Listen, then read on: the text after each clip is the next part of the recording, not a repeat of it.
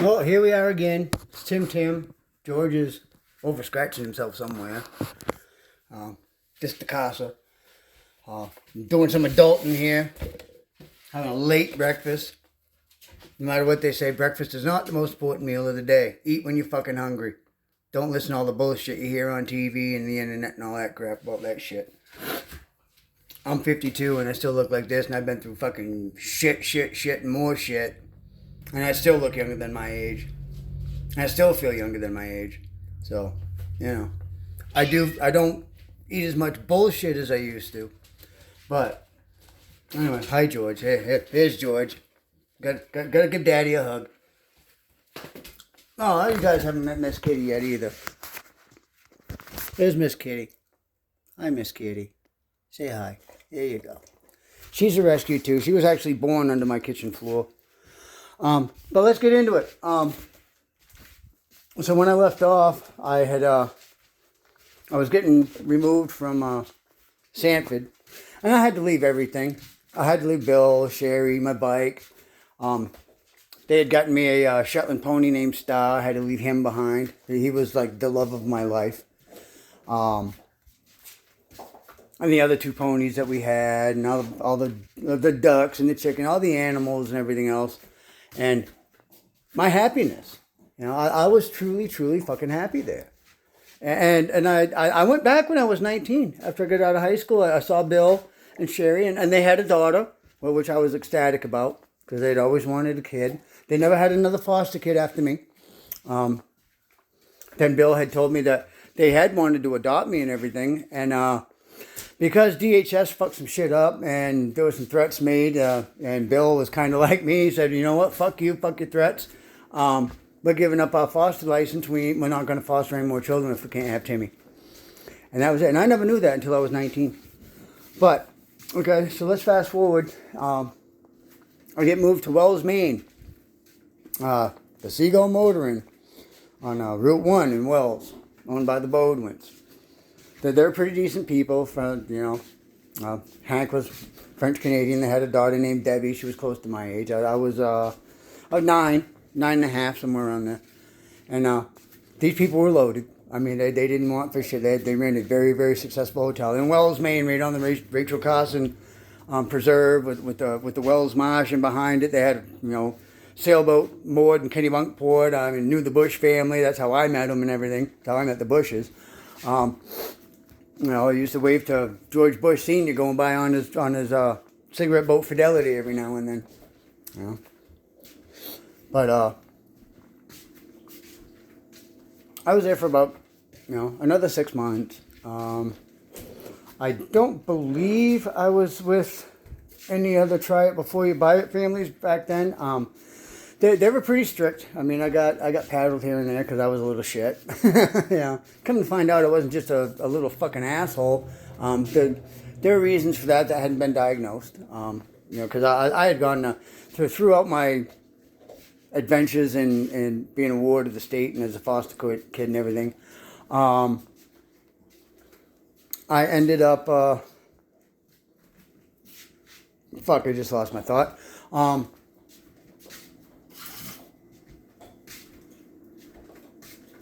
Well, maybe it'll come back to me. But anyway, so that's, like I said, this is completely real. It's unedited. I do one fucking take. Just let me done with it, because I really don't want to do this. God is having me do this. This is not my flesh doing this. All right? I sure as fuck didn't wake up one day and say, hey, I'm going to put myself out there and tell the majority of my life story. Obviously, there's going to be some things left out. There's going to be some things I'm going to keep private, not because I have anything to hide or have any skeletons. I let my fucking skeletons out of my closet a long goddamn time ago. I danced with them motherfuckers for decades, because I've always been one. No, I'm not going to have people have shit on me or have to feel shame or any deep, dark secrets or anything like that. Am I ashamed of some things I've done in my life? Oh, fuck yeah. I mean, and if you're not, maybe you need to take a fucking look at yourself. Guilt is it's a learned emotion. It's not something we're inherently born with. Love is. See, there's a point to some of this. Love is inherent in your genes. It is ingrained in your fucking DNA. They have found genes that cause us to love. We are predisposed to love. We have to learn how to hate people. Look at me when I tell you. You were taught to hate. You did not wake up. You were not born to hate. Newsflash. Okay? I don't hate anybody or anything. I hate the shit people do. I hate situations I don't have fucking control over. That I think I should have control over. I hate relinquishing control. But I don't hate people. No. I don't hate colors. I don't hate religions. I hate the shit that they fucking do. Oh yeah. Because they do some fucking shit. And I can say that because I'm autistic. So ha ha ha. Nah.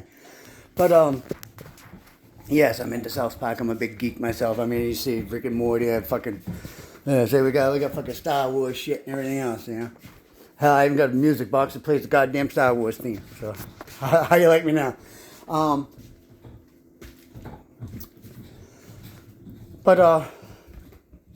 So I went and lived with Hank and Barbara and all that, and their daughter Debbie, and it wasn't bad there. I was in 4th grade, and that's where I was in one of the greatest teachers you'd ever meet, one of the greatest human beings you would ever meet, Miss Barbara Page. She's still alive. I don't believe she's teaching anymore, but she was my 4th grade teacher and introduced me to the woman that would later become my adopted mother. Mrs. Page, hi Mrs. Page, I love you. Thank you for what you chose to do with your life because you made a difference in mine. And she really was. I mean, she was truly just. She was meant to teach. I mean, that I can't mention her enough. Barbara Page was the shit. Let me tell you what.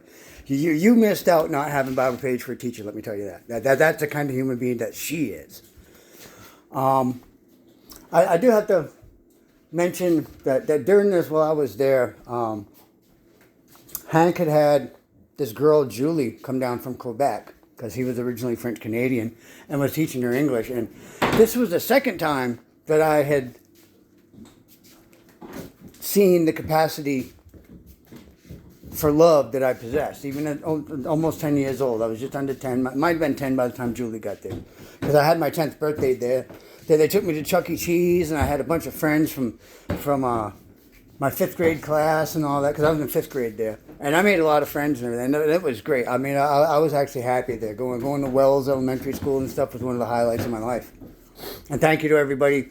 If you went to Wells Elementary School back in 1984, and I remember this too, Hank and Barbara had taken Debbie and I, and we went and saw The Never-Ending Story when it was released in the theater. It blew my fucking mind. Oh my God, I fell in love with the childlike empress. Oh my God, yes I did. She was the most beautiful thing I had ever fucking seen.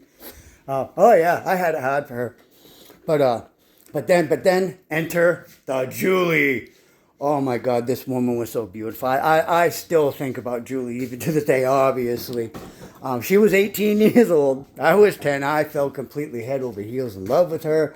And the situation changed a little bit for I guess for the worse as far as Hank and Barbara were concerned, because they had found out that I knew a little bit more about girls than I probably should have. And let's just say they caught me and Julie in a compromising position, and that actually hurt, you know. And yes, I'm making light of it and everything. I'm laughing a little bit, but that was a love lost, because we actually had love for each other. How can an 18-year-old fall in love with a 10-year-old? Maybe because she saw something in that 10-year-old, and she had known. I mean, she was one of the first people that had known my life story up to that point. And it wasn't, and she was one of the first that didn't pity me. And that's a real big thing for me. That's one of the reasons why I do not like to be pitied. Please don't fucking pity me. You know, I don't need it. You know, because God was with me. I don't need your fucking pity. You know, I turned out to be an incredible human being. I turned out to be an incredible man. You know, and that's not self-gratification. That's not pride. That's just fucking facts. You know. God taught me how to be a real friend. He taught me loyalty. He taught me honesty, trustworthiness, integrity. Those things are priceless to me. I live by an old code that most people don't live by anymore. You know, And God helped me develop that, and I hold on to that code with everything I have, because it's all I have. My word is all I have. Because at the end of the day, we're either going in the same size fucking urn, and unless you need to, be out there like that, or the same size hole in the fucking ground. Don't matter what you did with your life, how much shit you got or anything else. Try taking it fucking all with you. Try taking your mansion, your boat, your fucking cars, all that shit, and fucking put it in the ground with you. You're gonna have to dig a pretty goddamn big hole. So, but so Julie had to go, and not long after that, I left. And I think, I'm pretty sure it had something to do with that whole, compromising position with Julie thing. So, and I never knew her last name, but I mean, man, she was just a beautiful thing most beautiful thing I had ever seen. She had dark olive skin, like dark hair. She just had kind of like a Native American look to her, but she had the Quebec French accent. Oh yeah, she was something to behold. I'm telling you, Julie, yeah, pitter patter, pitter patter, pitter patter. And I hope you're well. And then I was getting moved again. And actually, no, I believe at this point I went and stayed with the Lairds. They were a family over in Falmouth. I think I was there for a couple of weeks. They were another try it before you buy it family. He was a mailman, and I don't remember what his wife did. They were decent people and everything, and but I guess I just wasn't right for them, or in my mind, anybody at this point. I was like, Jesus Christ, what the fuck is wrong with me? Why doesn't anybody want me? Am I that much of a fucking piece of shit that, I'm not wanted? What did I do? I'm fucking 10. I couldn't have done too goddamn much. I'm like, fuck. And even into my adulthood, I felt there was something wrong with me. I was like, what the fuck is wrong with me? Why am I trash? Why am I disposable? Newsflash, nobody's disposable. I mean, I love people that I've had to push aside and just don't fuck with anymore. Doesn't mean I don't love them. Once I love you, that's forever. That's an eternal blessing. If I bless you with my love and I tell you I love you, that shit's forever. So fucking deal with it. I'll make it weird. I don't give a fuck. Because love is a word that you don't just say. It's something you do, and you do it forever. When you profess love to somebody, or you act with love, that's a lifelong commitment. When you lose that love in your heart, you start to die inside. I know I did. I felt myself die inside several times because that love started to turn into bitterness and some hate, and the only thing that bitterness and hate ever got me was fucking hurting myself. Okay? Let me say that again. The only thing that bitterness and hate has ever brought me was fucking bullshit. And weight to my soul and taking my happiness. I lost my joy for a long time. I had my joy back. Ever since I did my forgivenesses, I have joy. I laugh every fucking day about stupid shit that I never used to laugh about. And I'm funny. I just have people tell me, I've had people tell me I should, take a stab at stand-up comedy or improv or something, which I'd like to do sometimes because I think outside the box. I think, why the fuck do I need a box? Why can't it go in the bag? What's in the box? Does the box need a bow? What color is the box? How big is the box?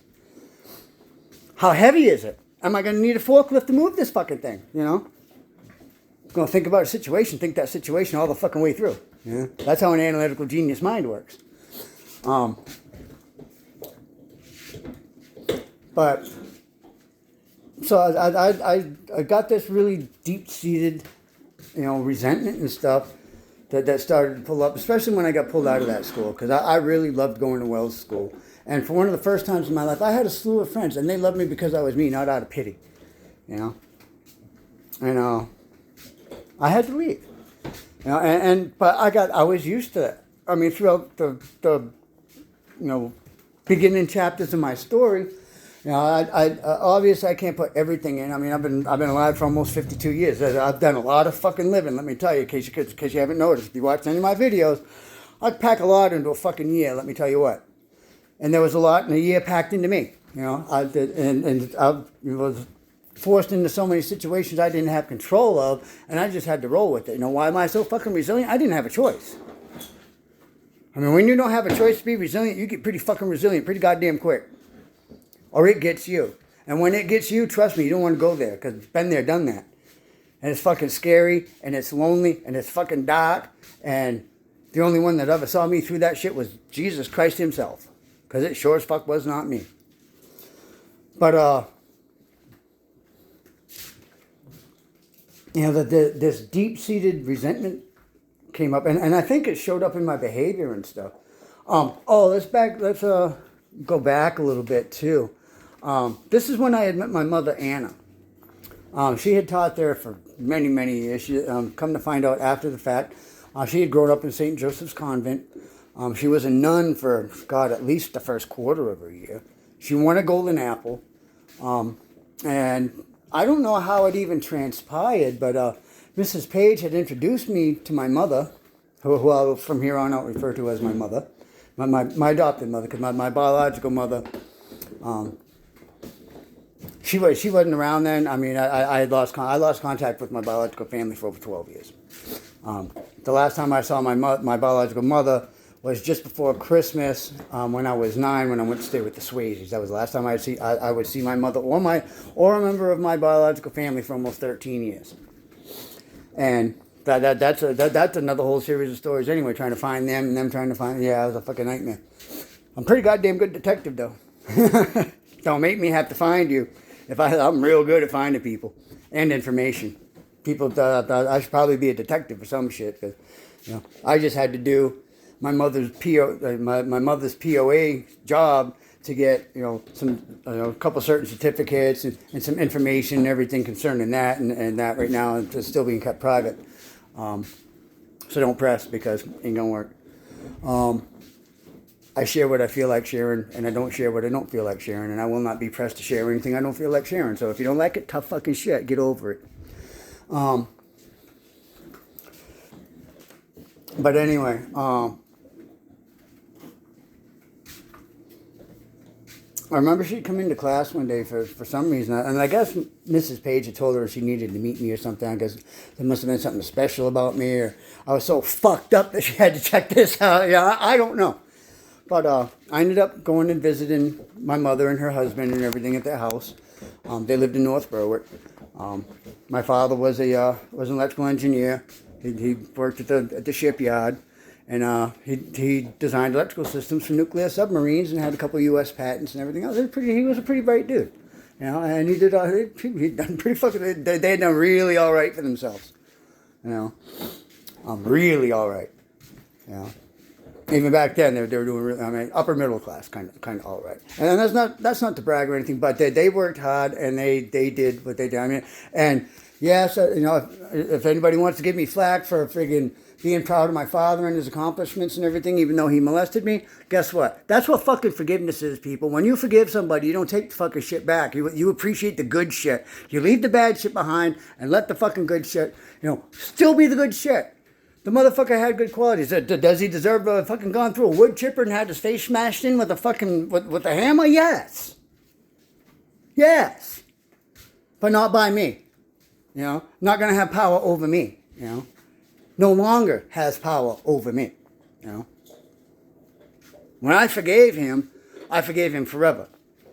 And I'm not going to let my flesh take that back. It tried for the first couple of days. Oh, God, yeah, it tried. You know, I had bought a sledgehammer to go out and smash the family headstone, which is in an undisclosed location in an undisclosed state. And because I wanted to remove all memory of this motherfucker. But I still have my memories of him, you know. And I did have good experiences. And I did get to go places and experience a lot of things because of him, aside from the abuse and the trauma. So that's, you know, and sometimes I'll, you know, this is hyper honesty. Sometimes I feel guilty for even thinking of the good things as good things. You know what I mean? Because I want to hate him. You know, the world says I have to hate him, but I don't have to hate him. I hate what the fuck he did to me. You know? And there's nothing wrong with me. I didn't deserve that. You know? And here's another lesson for any of you watching. If something was done to you when you were a kid, or even as an adult, because guess what? Adults get molested too. Yeah. Well, we'll get into that fucking later. You know? Because I'm sure that's when the troll is going to come out and they'll pussy this, fucking blah, blah, blah, blah, blah, blah, blah. But we'll get there. And we'll see what you would do in the fucking situation. Because I guarantee it'd be a fucking different story. But anyway, so yeah, you know, please don't shit on me because I hold on to the good stuff. You know, because God and karma and my fleet of angels and you know, I have a lot of fucking spiritual protection. Devil himself ain't fucking getting near me. In fact, I've been praying for that motherfucker. I've been praying for God. Literally, I've been praying for God to either do one of two things. Either forgive Satan, Lucifer, for trying to usurp his power and put himself on the same level. Because that's why Lucifer was cast out. Because he challenged God's power. God didn't like that shit. And he was jealous of man because he didn't have a soul.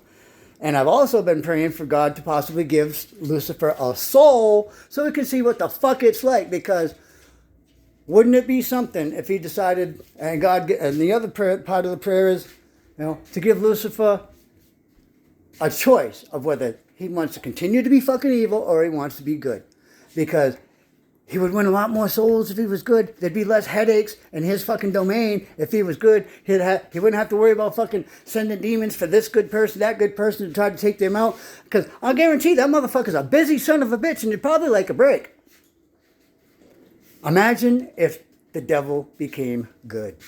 What would it do to the fucking universe for the rest of time? And I think if enough of us got together and we prayed hard enough, maybe we could change not just the history of the world, but the history of fucking history. Imagine if the fucking devil got forgiven. As I've said in another video, you want to know how to kill a fucking demon? Pray for it. Forgive it. Let it know. I mean, I don't have the power of God, but if I come up against a demon, I am a demon slayer. I don't just exercise, I can kill him. Come to find out. And I kind of don't believe it myself, but the evidence is there, and I'm not going to go into that right now. That's not what this particular video is about. But, yeah, I have no fear with all that, you know. But imagine it, you know, and that's truly living your life with love, you know. I thank my angels, you know. I even ask God. And this is just for me. I mean, if you take something from this, or you try some of, you know, the techniques that I use with God or something, try them. Go ahead. I mean, I don't care if somebody tries to steal my thunder, because if it works for you, cool. That's a fucking blessing that you're supposed to have. You know, I'm not supposed to hold on to all this shit. That's why I was told to share it. You know, I completely forgot what I just said. I have checkout spells kind of checked out. I was completely somewhere else. But, and as I always say, you know, just believe in something. But, now where were we chronologically here? I met my mother. I went and visited them and everything else. And it was a good visit. And, I went back to the Bodwins. And then I got the news I was being changed again. And so here we go, packing up all my shit into black plastic bags again. I might write a song about black plastic bags because I've seen a couple poems and stuff about it. And if you've ever been in the foster care system or been homeless or something like that, black plastic bags were Louis fucking Vuitton luggage. You know? When everything you ever owned in the world, everything you loved in the world that was material, fit into a plastic bag, and you had to take that stupid fucking plastic bag everywhere. Because, like, something I didn't mention is, like, when I was a kid, we moved and moved and moved. Like, I remember just in French Island alone, we were at least 4 different places just on French Island. 2 or 3 in Old Town. And then,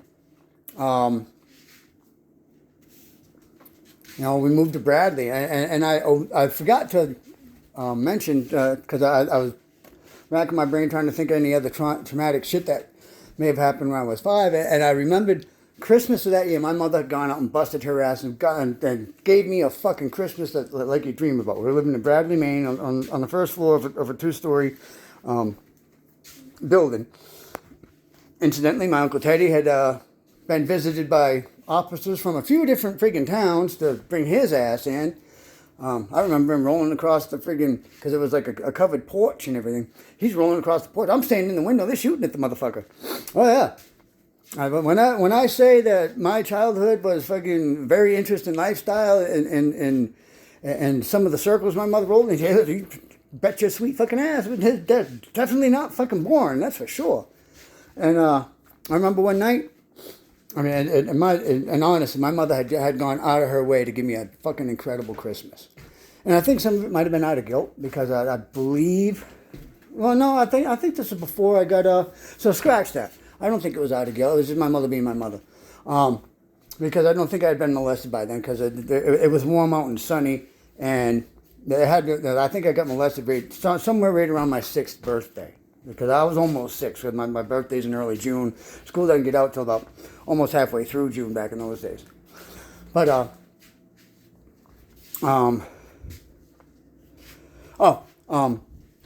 anyway, I'm sorry to go back and forth, but hey, this is how a traumatized mind works. Deal with it. It's my memories, and I thank you for sharing and listening to me and everything. And please, that this is just to instill strength and hope, and this is what God told me what to do. I'm doing it because I don't want to fucking do it. I don't put myself out there like that. I'm not one of those persons. I don't need to log what I've eaten or every step I've taken. It's like, okay, I'm matching socks right now. I just washed my dishes. Oh shit, I cut my thumb. Ooh, I stubbed my toe. My dog shit smells like shit. Well, no fucking shit. Who gives a fuck? Sorry, not sorry. Anyway, so I remember one night, our upstairs neighbors had come down and said, you guys need to get out of the house right now. The house is on fire. And it sure as fuck was. Apparently the landlord had put a 50 amp fuse in a 100 amp circuit breaker box. And this was the fuse box that took the like little button friggin' fuses that you screwed in. And burnt the entire house down. We lost everything. I don't know if it exploded or not, but yeah, it was definitely something to behold. I mean, it was a complete total loss. And I lost all my Tonka trucks and everything. My mother had finally gotten me the entire set. I had everything. I think that Christmas, I think I got the grater, and that was the one thing that I needed for the entire collection. And these were the steel Tonka trucks. These were the real ones and stuff. And now I play with the real thing. So hey, so and it's things like that have been deep seated in my mind for a long time, and I can't forget. I relived that shit. I can still smell the smoke. I can hear the fire trucks. It was at night. I can feel the cold right now. And I think we'll stop there because we're over 26 minutes. As always, if you feel alone and feel like nobody loves you, or that you're not worthy to be loved, you're wrong. As long as I draw breath, just know that one person in this world loves you. George loves you too. And as I always say, if you want unconditional love, get a dog or a cat. Or let one get you. Let God guide you. I knew one day that, I've always loved animals. I needed a dog. And someone that I worked with even told me, oh, you don't need no dog. Like, and now I bet you that, them looking back and seeing the progress I've made and the miracle that I am now and the miracle that has happened in my life, yes, I needed a dog. So just something to think about. Check your local shelters and stuff. Please adopt before you buy. Because I got me a hell of a good dog most of the time. But anyway, as long as I draw breath, just know one person truly loves you. Tim loves you. Until you can learn to love yourself. And please love yourself. You deserve to love yourself. And I'm sure, find one good thing in yourself that you can love. Just for you. You don't even have to share it with anybody else, okay? You know, if you're going through it, find one thing that you can love about yourself. And hold on to that one thing. Live that one thing. Become that one thing that makes you good. Until you can find something else that makes you good. And then go on and on and on. So, anyway. I love you. George loves you.